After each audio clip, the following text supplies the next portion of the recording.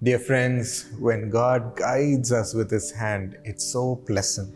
ಪ್ರಿಯ ಸ್ನೇಹಿತರೆ, ದೇವರು ತನ್ನ ಹಸ್ತದ ಮೂಲಕವಾಗಿ ನಡೆಸುವಾಗ ಅದು ಬಹಳ ಆಶೀರ್ವಾದವಾಗಿರುತ್ತದೆ. We feel so secure in Him ಆತನಲ್ಲಿ ಬಹಳ ಸುರಕ್ಷತೆಯನ್ನು ಅನುಭವಿಸುತ್ತೇವೆ, and feel so loved. ಬಹಳ ಪ್ರೀತಿಸಲ್ಪಟ್ಟಿದ್ದೇವೆ ಎಂದು ಅನುಭವಿಸುತ್ತೇವೆ. He has come to do that today through a promise verse ವಾಗ್ದಾನದ ವಾಕ್ಯದಿಂದ ಆತನು ಅದನ್ನು ಮಾಡಲು ಇಂದು ಬಂದಿದ್ದಾರೆ. in Proverbs 22:11. ಜ್ಞಾನೋಕ್ತಿಗಳು 22:11 One who loves a pure heart ಹೃದಯ ಶುದ್ಧಿಯನ್ನು ಅಪೇಕ್ಷಿಸುವ ವ್ಯಕ್ತಿ and who speaks with grace ಸವಿಮಾತನ ಆಡುವಂತಹ ವ್ಯಕ್ತಿ will have the king for a friend. ರಾಜನ ಸ್ನೇಹವು ಅವನಿಗೆ ದೊರೆಯುವುದು. It's a very unique verse. ಇದು ಬಹಳ ವಿಶೇಷವಾದ ವಾಕ್ಯ. It says such a type of person will have the king himself as a friend. ಇಂತಹ ವ್ಯಕ್ತಿಗೆ ರಾಜನ ಸ್ನೇಹ ದೊರೆಯುತ್ತದೆ ಎಂದು ಇಲ್ಲಿ ಹೇಳಲ್ಪಟ್ಟಿದೆ. Who has a king for a friend? ಈ ವಾಕ್ಯವು ಹೇಳುತ್ತದೆ ರಾಜನು ಇರುತ್ತಾನೆ. This verse describes about the way we speak and the way we behave. ನಾವು ಏನು ಮಾತಾಡುತ್ತೇವೆ, ಹೇಗೆ ವರ್ತನೆ ಮಾಡುತ್ತೇವೆ ಎನ್ನುವುದರ ಕುರಿತಾಗಿ ಈ ವಾಕ್ಯವು ತಿಳಿಸುತ್ತದೆ. The words that comes through a person. ಒಬ್ಬ ವ್ಯಕ್ತಿಯ ಮೂಲಕವಾಗಿ ಬರುವ ಮಾತುಗಳು. And this verse says two things. ಈ ವಾಕ್ಯವು ಎರಡು ವಿಷಯಗಳನ್ನು ತಿಳಿಸುತ್ತದೆ. One who loves a pure heart. ಶುದ್ಧ ಹೃದಯವನ್ನು ಪ್ರೀತಿಸುವಂತ ವ್ಯಕ್ತಿ. We all wish that we could have such a pure, innocent heart. ಅಂತಹ ಶುದ್ಧವಾದಂಥ ಹೃದಯ ಹೊಂದಬೇಕೆಂದು ನಾವೆಲ್ಲರೂ ಬಯಸುತ್ತೇವೆ. Many times we get corrupted by this world. ಅನೇಕ ಸಾರಿ ಈ ಲೋಕದ ಮೂಲಕವಾಗಿ ನಾವು ಭ್ರಷ್ಟರಾಗುತ್ತೇವೆ. The desires of this world make our intentions to be so bad. ಲೋಕದ ಬಯಕೆಗಳು ನಮ್ಮ ಆಲೋಚನೆಗಳು ಕೆಟ್ಟದಾಗುವಂತೆ ಮಾಡುತ್ತವೆ. And our thinkings to be so astray. ನಮ್ಮ ಯೋಚನೆಗಳು ಬಹಳ ದೂರವಾಗಿ ಹೋಗುತ್ತವೆ. But God can transform our heart to make it pure. ಆದರೆ ದೇವರು ನಮ್ಮನ್ನು ಬದಲಾಯಿಸಿ ನಮ್ಮ ಹೃದಯ ಶುದ್ಧವಾಗಿ ಮಾಡುತ್ತಾನೆ.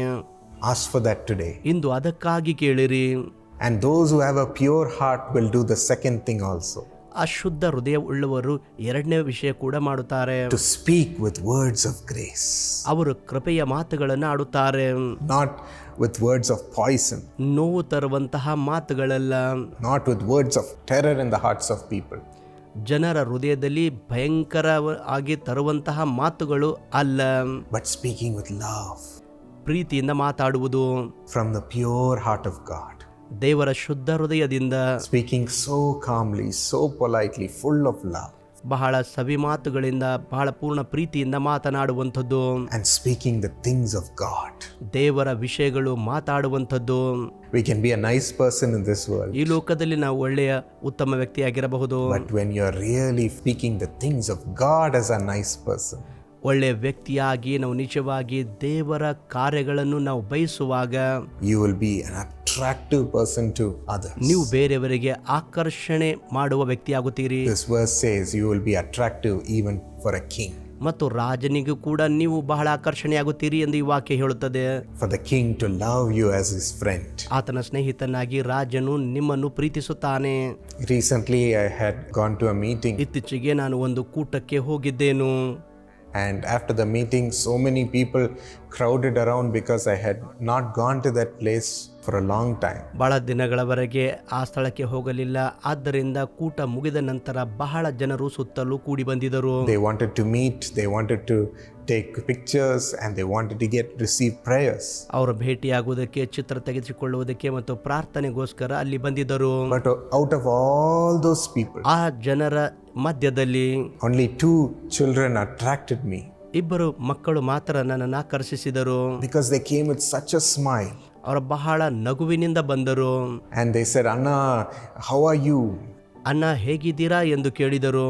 And they said, we want prayers for God to fill us with wisdom for our studies. ನಮ್ಮ ವ್ಯಾಸಂಗಕ್ಕಾಗಿ ದೇವರು ತನ್ನ ಜ್ಞಾನದಿಂದ ತುಂಬಬೇಕೆಂದು ನಮಗಾಗಿ ಪ್ರಾರ್ಥಿಸಿರಿ ಎಂದು ಹೇಳಿದರು. That there was something different about the pureness and the innocence of their heart for Jesus. ಯೇಸುವಿಗಾಗಿ ಅವರ ಮುಗ್ಧ ಹೃದಯ ಮತ್ತು ಶುದ್ಧ ಹೃದಯ ಇತ್ತು.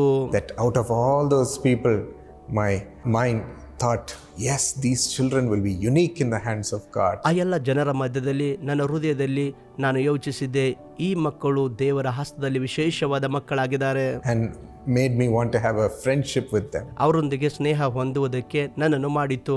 This character makes us attractive before people. ಈ ಗುಣವು ಜನರ ಮುಂದೆ ಆಕರ್ಷಿಸುವಂತೆ ಅದು ಮಾಡುತ್ತದೆ. Having the heart of God, ದೇವರ ಹೃದಯ ಹೊಂದುವಂಥದ್ದು, having the words of God, ದೇವರ ವಾಕ್ಯಗಳನ್ನು ಹೊಂದುವುದು, the characteristics of God, ದೇವರ ಗುಣ ಸ್ವಭಾವಗಳನ್ನು ಹೊಂದುವುದು, it makes us be a special person ವಿಶೇಷ ವ್ಯಕ್ತಿಯಾಗಿ ಇರುವಂತೆ ಅದು ಮಾಡುತ್ತದೆ. out of all the people. ಎಲ್ಲ ಜನರ ಮಧ್ಯದಲ್ಲಿ I knew that those kids will become great, powerful children in the hands of God. ದೇವರ ಹಸ್ತದಲ್ಲಿ ಆ ಮಕ್ಕಳು ಬಲವುಳ್ಳ ಸಾಧನೆಗಳಾಗುತ್ತಾರೆ ಎಂದು ನನಗೆ ತಿಳಿದಿತ್ತು. Their heart was full of love for Jesus. ಯೇಸುವಿಗಾಗಿ ಅವರ ಹೃದಯ ಪೂರ್ಣ ಪ್ರೀತಿಯಿಂದ ತುಂಬಿದವು. Let's ask for such a pure heart. ಅಂತ ಶುದ್ಧ ಹೃದಯಕ್ಕಾಗಿ ಕೇಳಿಕೊಳ್ಳಿರಿ. Let's ask for words of grace Savi ಮಾತುಗಳಿಗಾಗಿ ಕೇಳಿಕೊಳ್ಳಿರಿ. that comes from the heart of God. ಅದು ದೇವರ ಹೃದಯದಿಂದ ಬರುತ್ತದೆ. No matter what situation. ಯಾವ ಪರಿಸ್ಥಿತಿ ಇದ್ದರೂ ಕೂಡ Let's ask God to change our language, change our words. ನಮ್ಮ ಭಾಷೆ, ನಮ್ಮ ಮಾತುಗಳು ಬದಲಾಗುವುದಕ್ಕಾಗಿ ಕೇಳಿಕೊಳ್ಳೋಣ. Loving Lord Jesus, ಪ್ರೀತಿಯ ಕರ್ತನಾದ ಯೇಸುವೆ, as you have spoken today, ಇಂದು ನೀನು ಮಾತಾಡಿದಂತೆಯೇ help us to have a pure heart, Lord. ಶುದ್ಧ ಹೃದಯ ಹೊಂದುವಂತೆ ಸಹಾಯ ಮಾಡು ಕರ್ತನೆ. Take out all the corruptiveness of our heart, ನಮ್ಮ ಹೃದಯದ ಎಲ್ಲ ಭ್ರಷ್ಟತೆಯನ್ನು ಕರ್ತನೆ ತೆಗೆದು ಹಾಕು. all the evil out of our heart, Lord. ಎಲ್ಲ ಕೆಟ್ಟತನ ನಮ್ಮ ಹೃದಯದಿಂದ, Evil ಕೆಟ್ಟ intentions, ಯೋಚನೆಗಳು, evil desires, ಕೆಟ್ಟ ಬಯಕೆಗಳು I command it to leave the hearts of your ನಿನ್ನ children. ಮಕ್ಕಳ ಹೃದಯ ಬಿಟ್ಟು ಬಿಡಬೇಕೆಂದು ಆಜ್ಞಾಪಿಸುತ್ತೇನೆ. Let them be free right now. ಈಗಲೇ ಅವರು ಸ್ವತಂತ್ರರಾಗಲಿ. Let them be full of your spirit. ಅವರು ಪೂರ್ಣ ನಿನ್ನ ಆತ್ಮನಿಂದ ತುಂಬಲಿ. And out of that, let the words of the Holy Spirit speak through them. ಅವರ ಮೂಲಕವಾಗಿ ಪವಿತ್ರಾತ್ಮನ ಮಾತುಗಳು ಬರಲಿ. Words of wisdom, ಜ್ಞಾನದ ಮಾತುಗಳು, words of love, ಪ್ರೀತಿಯ ಮಾತುಗಳು, words of grace and kindness. ಪ್ರೀತಿ ದಯೆಗಳ ಮಾತುಗಳು. Let it melt the hearts of people. ಜನರ ಹೃದಯಗಳು ಅವು ಕರಗಿಸಲಿ. Let it make them gain the love of people. ಜನರ ಪ್ರೀತಿ ಹೊಂದಿಕೊಳ್ಳುವುದಕ್ಕೆ ಸಹಾಯ ಮಾಡು. Let it make them gain unique positions in this world. ಈ ಲೋಕದಲ್ಲಿ ವಿಶೇಷ ಸ್ಥಾನಮಾನಗಳು ಹೊಂದುವಂತೆ ಸಹಾಯ ಮಾಡು. Daniel received favor in the eyes of the king. ರಾಜನ ದೃಷ್ಟಿಯಲ್ಲಿ ದಾನಿಯೇಲನು ದಯೆ ಹೊಂದಿದನು. Give us your favor, Lord. ಕರ್ತನೇ, ನಿನ್ನ ದಯೆ ಅನುಗ್ರಹ ಮಾಡು. Bless your children to become friends of kings. ನಿನ್ನ ಮಕ್ಕಳಿಗೆ ರಾಜನ ದಯೆ ದೊರಕುವಂತೆ ಆಶೀರ್ವದಿಸು. Thank you for this special ಈ grace. ವಿಶೇಷ ಕೃಪೆಗಾಗಿ ವಂದನೆ. Help us to have your heart, ಮೊದಲು ನಿನ್ನ ಹೃದಯ ಹೊಂದುವುದಕ್ಕಾಗಿ your words. ನಿನ್ನ ಮಾತುಗಳು In Jesus' name. ಯೇಸುವಿನ ನಾಮದಲ್ಲಿ Amen. Amen. My friends, continue to like this video, sharing it with all your friends. ನನ್ನ ಸ್ನೇಹಿತರೆ, ನಿರಂತರವಾಗಿ ಈ ವಿಡಿಯೋಗೆ ಲೈಕ್ ಮಾಡಿರಿ ಮತ್ತು ನಿಮ್ಮ ಸ್ನೇಹಿತರೊಂದಿಗೆ ಹಂಚಿಕೊಳ್ಳಿರಿ. And subscribe to this channel to watch more. ಹೆಚ್ಚು ವೀಕ್ಷಿಸಲು ಈ ಚಾನಲ್ಗೆ ಸಬ್ಸ್ಕ್ರೈಬ್ ಮಾಡಿಕೊಳ್ಳಿರಿ. God bless you. ದೇವರು ನಿಮ್ಮನ್ನು ಆಶೀರ್ವದಿಸಲಿ. The admissions for the Karunya 26-27 academic year has opened. 2026-27 ಶೈಕ್ಷಣಿಕ ವರ್ಷ ಕಾರುಣ್ಯದಲ್ಲಿ ಪ್ರವೇಶಗಳು ಪ್ರಾರಂಭವಾಗಿವೆ. Enroll your children in the Karunya University as a student. ನಿಮ್ಮ ಮಕ್ಕಳನ್ನು ಕಾರುಣ್ಯ ವಿಶ್ವವಿದ್ಯಾಲಯದ ವಿದ್ಯಾರ್ಥಿಗಳಾಗಿ ಸೇರಿಸಿರಿ. And also as a student in the Karunya Christian School with the CBSE syllabus. CBSE ಪಠ್ಯಕ್ರಮದೊಂದಿಗೆ Karunya Christian ಶಾಲೆಯಲ್ಲಿ ಕೂಡ ಸೇರಿಸಬಹುದು. All these are in the campuses of Karunya Nagar in Coimbatore. ಇವೆಲ್ಲವೂ ಕಾರುಣ್ಯ ನಗರ್ ಕೊಯಂಬತ್ತೂರಿನಲ್ಲಿ ಇವೆ. Yes, Karunya raises a godly generation ಹೌದು, ಕಾರುಣ್ಯ ದೈವಿಕ ಸಂತತಿಯನ್ನು ಎಬ್ಬಿಸುತ್ತದೆ and also global leaders. ಮತ್ತು ಜಾಗತಿಕ ನಾಯಕರನ್ನು. They are excellent in research. ಅವರು ಸಂಶೋಧನೆಯಲ್ಲಿ ಮುಂಚೂಣಿಯಲ್ಲಿದ್ದಾರೆ. They are excellent in value systems. ಮೌಲ್ಯ ವ್ಯವಸ್ಥೆಗಳಲ್ಲಿಯೂ ಮುಂಚೂಣಿಯಲ್ಲಿದ್ದಾರೆ. And they have high academic knowledge and the ability to accomplish. ಉನ್ನತ ಶೈಕ್ಷಣಿಕ ವಿದ್ಯೆ ಮತ್ತು ಸಾಧಿಸಲು ಯೋಗ್ಯತೆ ಅವರಿಗಿದೆ. You will see your child turning to be a global leader when your son, your daughter is connected to Karunya University. ಕಾರುಣ್ಯ ವಿಶ್ವವಿದ್ಯಾಲಯಕ್ಕೆ ನಿಮ್ಮ ಮಗನು ಮಗಳು ಸಂಬಂಧ ಹೊಂದಿರುವಾಗ ಅವರು ಜಾಗತಿಕ ನಾಯಕರಾಗಿರುವುದು ನೋಡುವಿರಿ. The grace of God will be upon your son ನಿಮ್ಮ ಮಗನ ಮೇಲೆ ದೇವರ ಕೃಪೆ ಇರುವುದು and your daughter.